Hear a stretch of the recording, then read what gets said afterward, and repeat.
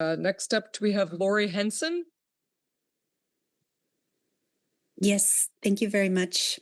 Madam Chair Horn, Chair Fanfara, ranking members, and distinguished members of the committee, thank you for the opportunity to testify today in support of HB 5569, a small business advertising tax credit. My name is Lori Henson, and I'm a policy manager with Rebuild Local News, the leading nonpartisan policy coalition representing 3,000 newsrooms and 15,000 journalists. We develop and advocate for public policies to strengthen community news. I urge you to vote in favor of HB 5569, a smart and effective way to support both Connecticut small businesses and essential news coverage in communities all over the state.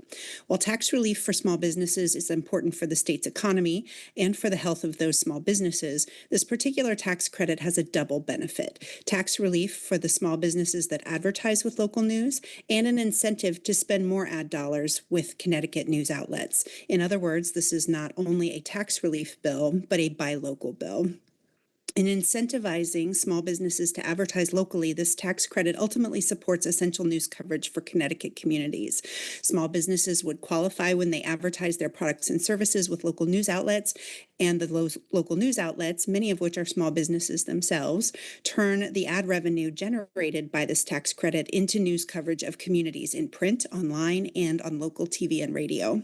This tax credit is needed now more than ever. A study by Rebuild Local News and Muckrack found that our nation lost 75% of community journalists since 2002.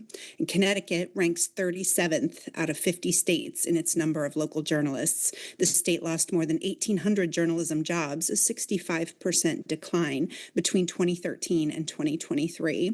Without strong local news, research shows communities face higher borrowing costs, lower voter turnout, fewer choices of candidates on the ballot, more political polarization, government corruption, and corporate crime. This tax credit is not a cure-all for local news. We have other ways that we support improving the local news environment around the country, but it is an effective way to keep public dollars and reliable local news in Connecticut. Lawmakers in Kansas and New Hampshire have introduced similar bills. We encourage the committee to consider amending the bill to include underwriting and sponsorships as qualified local media advertising expenses, to clarify that public and nonprofit news outlets are included. We also recommend requiring news outlets to disclose their beneficial ownership or their nonprofit board of directors. We also have model language detailed in my written testimony designed to maximize the tax credit by carrying unused credit forward, and language to guard against fraud by requiring news outlets to certify ad expenses submitted by small business taxpayers. We're happy to answer any questions from the committee about this policy or any of our other policies. Thank you for your time and support of this bill.